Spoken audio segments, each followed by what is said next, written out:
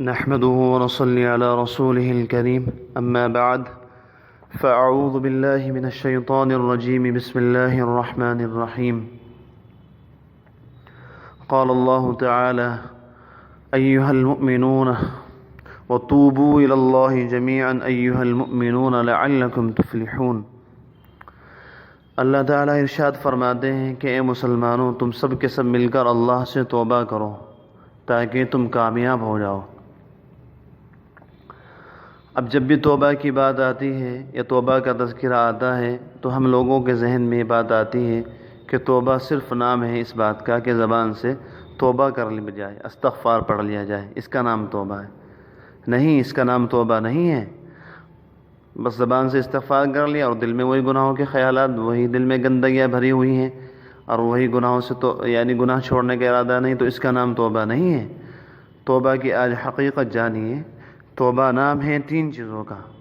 Number 1 یہ کہ آپ پچھلے تمام گناہ جو آپ سے ہوئے ہیں ان پر شرمندہ ہوں، ندامت ہو آپ کو، آپ کوڑھیں، اللہ تعالیٰ کے سامنے روئیں کہ یا اللہ مجھ سے گناہ کیوں ہوئے، میں نے آپ کو ناراض کیوں کیا، اتنی بڑی ذات کو میں نے ناراض کیوں کیا۔ یا اللہ آپ کو ناراض کرنے سے بہتر تو یہ تھا کہ میں مر جاتا، آپ کو ناراض نہ کرتا۔ اس طرح آدمی کوڑھے، روئے، ندامت کی آگ میں جلے۔ توبہ کے لیے پہلی چیز تو یہ ہے کہ پچھلے گناہوں پر شرمندہ ہو، اور دوسری چیز یہ ہے کہ فی الحال جو گناہ کر رہا ہے فوراً ان کو چھوڑ دے۔ کوئی سا بھی گناہ ہو، ٹی وی دیکھنے کا گناہ ہو، داڑھی منڈانے کا گناہ ہو، سود لینے کا گناہ ہو، فوراً ان کو چھوڑ دے، فوراً دست بردار۔ یا اللہ میں نے آپ کے لیے تمام گناہ چھوڑ دیے، آپ کو ناراض کر کے بھلا ہم کہاں چین سے رہ سکتے ہیں۔ بے وقوف ہیں وہ لوگ جو اللہ تعالیٰ کو ناراض کر کے چاہتے ہیں کہ ہمیں زندگی میں سکون مل جائے۔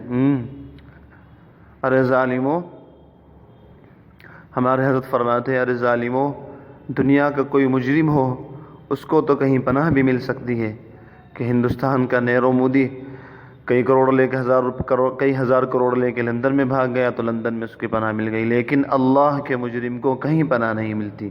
ارے کہاں پناہ تلاش کرو گے تم؟ جہاں جاؤ گے زمین اللہ کی ہوگی، جہاں جاؤ گے آسمان اللہ کا ہوگا۔ اللہ تعالیٰ اپنے نافرمان کو چین سے نہیں رہنے دیتے۔ تو یہ اللہ تعالیٰ سے پکی سچی توبہ۔ اللہ تعالیٰ جگہ جگہ میں دعوت دیتے ہیں، یا ایھا الذین آمنوا اتقوا اللہ، اے لوگوں اللہ سے ڈرو، اللہ سے ڈرو۔ ہمارے حضرت شاہ کی مختر صاحب فرمایا کرتے تھے کہ دوسرے الفاظ میں اللہ تعالیٰ ہمیں دعوت دے رہے ہیں کہ اے میرے بندو مجھ سے دوستی کر لو۔ بتائیے، اللہ تعالیٰ دعوت دے رہے ہیں۔ سوچئے تو صحیح، جہاں اللہ تعالیٰ فرما رہے ہیں قرآن میں کہ گناہ چھوڑو، گناہ چھوڑو، تو اللہ تعالیٰ دوسرے الفاظ میں فرما رہے ہیں کہ ہمارے دوست بن جاؤ۔ ہم تو اتنے ذلیل اور کمینے تھے، اتنے حرام خور، ہمیں حرام خوری کی ہماری عادت ایسی ہے کہ گناہ کرتے رہتے ہیں، اللہ تعالیٰ کو ناراض کرتے رہتے ہیں۔ دوستی کی ابتدا ہم نے نہیں کی، اللہ تعالیٰ پہلے دوستی کا ہاتھ بڑھا رہے ہیں۔ ارے تم گناہ چھوڑ دو، ہم تمہارے سر پر اے لوگوں اپنی دوستی کا تاج رکھ دیں گے۔ اگر ہمیں اپنے سروں پر اللہ تعالیٰ کی دوستی کا تاج رکھوانا ہے تو گناہ چھوڑنے ضروری ہیں۔ تو یہ فی الحال جتنے گناہ کر رہے ہیں ان کو چھوڑیے، اور تیسرے نمبر پر آئندہ کے لیے طے کر لیجئے کہ ہم کوئی بھی گناہ نہیں کریں گے، یا اللہ جان دے دیں گے، آپ کو ناراض نہیں کریں گے۔ ہم ایسی زندگی سے موت کو بہتر سمجھتے ہیں جو آپ کو ناراض کر کے گزاری جائے۔ اللہ اکبر۔ کسی شاعر نے کہا ہے، زندگی پربہار ہوتی ہے جب خدا پر نثار ہوتی ہے۔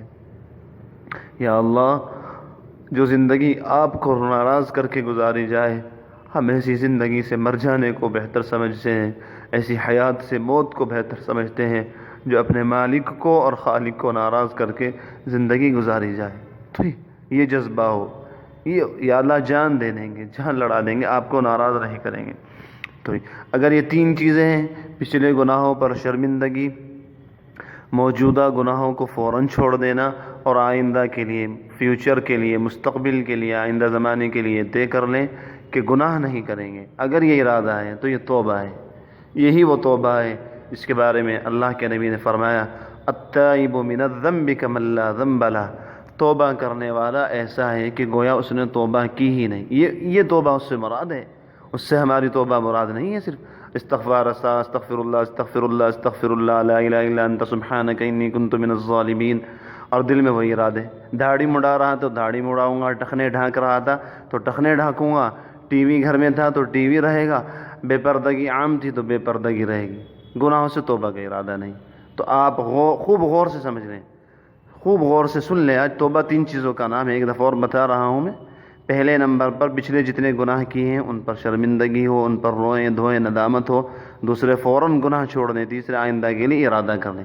اگر آپ نے یہ 3 کام کر لیے تو آپ کی توبہ مکمل ہو گئی۔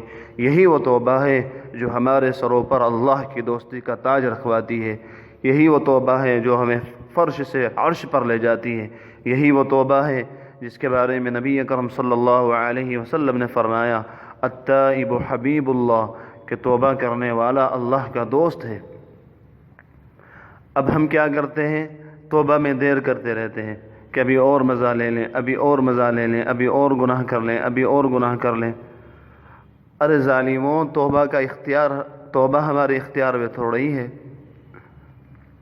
توبہ کی توفیق بھی اللہ تعالیٰ کی طرف سے ملتی ہے۔ اللہ تعالیٰ فرماتے ہیں ثم تاب علیہم لیتوبوا، کہ ہم صحابہ کی طرف متوجہ ہوئے تاکہ وہ توبہ کریں، تو معلوم ہوا کہ توبہ کی توفیق بھی آسمان سے ملتی ہے۔ اگر ہم یہی ٹلاتے رہیں کل کو توبہ کریں گے، کل کو گناہ چھوڑیں گے، کل کو داڑھی رکھیں گے، کل کو ٹی وی چھوڑیں گے، کل کو پردہ کریں گے، کل کو سود سے توبہ کریں گے، اور یہی کرتے کرتے ایک دن ایسا آ گیا اللہ نے طے کر لیا کہ تجھے توبہ کی توفیق ہی نہیں دینی، پھر کیا ہوگا؟ واقعات ایسے ہوئے ہیں کہ آدمی نے توبہ کرنی چاہیے تو توبہ کا لفظ زبان سے نہیں نکلا۔ حضرت عارف باللہ شاہ حکیم اختر صاحب فرماتے ہیں کہ ہمارے جاننے والوں میں ایک آدمی تھا، اس کی زندگی یوں ہی گناہوں بھری گزری تھی، نہ اسے حرام کی پرواہ نہ حلال کی پرواہ۔ جب اس کا آخری وقت آیا تو اس سے کہا گیا توبہ کرو، اللہ تعالیٰ سے معافی مانگو، استغفار پڑھو، تو وہ کہنے لگا کہ سب الفاظ میرے زبان سے نکل رہے،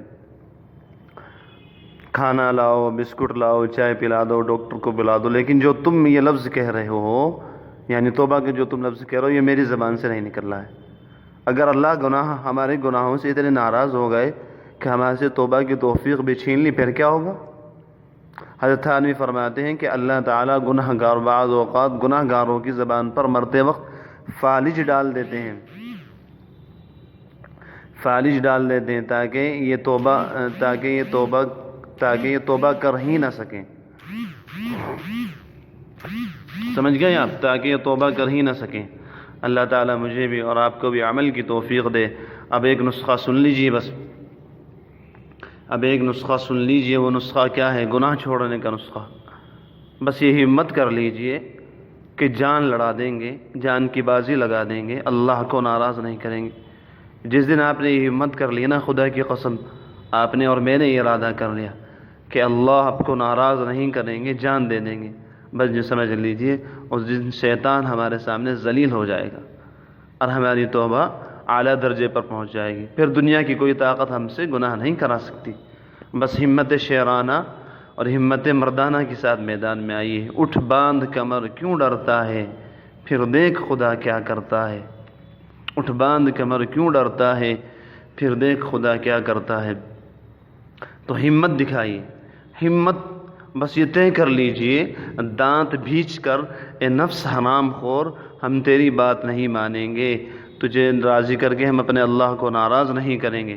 اور زبان حال سے کہہ دیجئے، ہم ایسی لذتوں کو قابل لعنت سمجھتے ہیں کہ دوستو جن سے رب میرا ناراض ہوتا ہے، ہم ایسی جگہ نہیں دیکھیں گے، ہم ایسی صورتوں کو نہیں دیکھیں گے جن سے اللہ تعالیٰ ناراض ہوتا ہے۔ جان جائے یا رہے ہرگز نہ دیکھیں گے انہیں، آخرت برباد ہوتی ہے اختر دیکھنے سے جنہیں۔ ہمیں سکون نہیں مل سکتا۔ یاد رکھیے ایک بات، اگر ہم نے اللہ تعالیٰ کو راضی نہ کیا تو ہمیں سکون نہیں ملے گا۔ سکون ہمیں ملے گا اللہ تعالیٰ کو راضی کر کے۔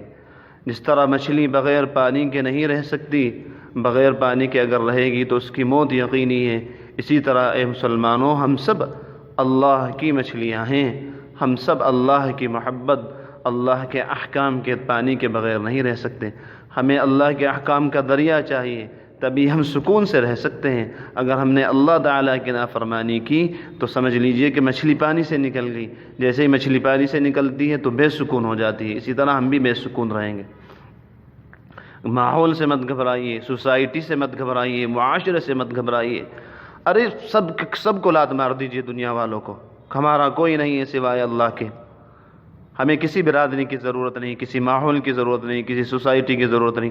ہمارا دوست وہ ہے جو اللہ کا دوست ہو، ہمارا حبیب وہ ہے جو اللہ کا حبیب ہو. مت گھبرائیے کہ برادری چھوڑ دے گی. اگر ہم شادی سنت کے مطابق کریں گے تو برادری والے کیا کہیں گے؟ اگر ہم نے گناہ چھوڑ دیا تو لوگ کیا کہیں گے؟ اگر داڑھی رکھ لی تو لوگ کیا کہیں گے؟ لات ماری ہے سب پہ. ہماری برادری بہت بڑی، فکر نہ کریں، بہت بڑی برادری ہے جس کے ساتھ اللہ ہو، تمام انبیاء ہوں، تمام صحابہ ہوں، تمام تبع تابعین ہوں، اولیاء دین ہوں، بزرگان دین ہوں. ان کی برادری کتنی بڑی ہوگی آپ یہ سمجھیں. تو ہماری برادری بہت بڑی ہے. اس چکر میں آپ بالکل نہ رہیں، بالکل بے فکر رہیں. تو بس دل میں پکا ارادہ کر کے بالکل یہ نیت کر لیجئے کہ انشاءاللہ آئندہ کوئی گناہ نہیں ہوگا. اسے کہتے ہیں استغفار. خالی زبان سے استغفار. چنانچہ رابعہ بصریہ فرمایا کرتی تھی استغفارنا یحتاج استغفارا، کہ ہمارا استغفار بھی استغفار کا محتاج ہے. ہم ایسا استغفار کرتے ہیں. بر زبان تسبیح و در دل گاہ خر، این چنی تسبیح کے دارد اثر. اے لوگوں، زبان سے تم تسبیح پڑھ رہے ہو اور دل میں تمہارے گندے گندے خیالات ہیں، ایسی تسبیح کا کیا اثر ہوگا؟ صبح در کف توبہ بر لب، دل پر از ذوق گناہ. ہاتھوں میں تسبیح ہے، زبان پہ توبہ ہے، اور گناہوں کا ارادہ ہے دل میں کہ گناہ نہیں چھوڑنے. معصیت را خندمی آیت بر استغفار ما، گناہوں کو بھی ہمارے اس استغفار پر ہنسی آتی ہے. تو اگر آپ چاہتے ہیں کہ سکون کی زندگی ملے، چین سکون ملے، تو اللہ کو راضی کیجیے. بس دنیا ایک کو راضی کر لیجیے، پھر تمام لوگوں سے آپ آزاد ہو جائیں گے. کیوں دھکے کھاتے پھرتے ہیں؟ فلاں کو راضی کرو جی، فلاں کو راضی کرو جی، مالک کو راضی کرو جی، فلاں کو راضی کرو تو وہ ناراض ہو جائے گا. اللہ کی ناراضگی کی بھی کچھ پرواہ کر لو ظالموں. اللہ تعالیٰ کو راضی کر لو. بس ایک کو راضی کر لو، پھر ساری دنیا سے بالکل بے نیاز ہو جاؤ گے. پھر وہ سب کو راضی کر دیں گے. اللہ تعالیٰ مجھے بھی اور آپ کو بھی ان باتوں پر عمل کرنے کی توفیق عطا فرمائے. امید ہے کہ آپ حضرات کو توبہ کی آج حقیقت سمجھ میں آ گئی ہوگی. تو جب توبہ کریں گے، جب بھی ہماری زندگی میں سکون آئے گا. نہ دنیا سے، نہ دولت سے، نہ گھر آباد کرنے سے. تسلی دل کو ہوتی ہے خدا کو یاد کرنے سے. وآخر دعوانا الحمد للہ رب العالمین.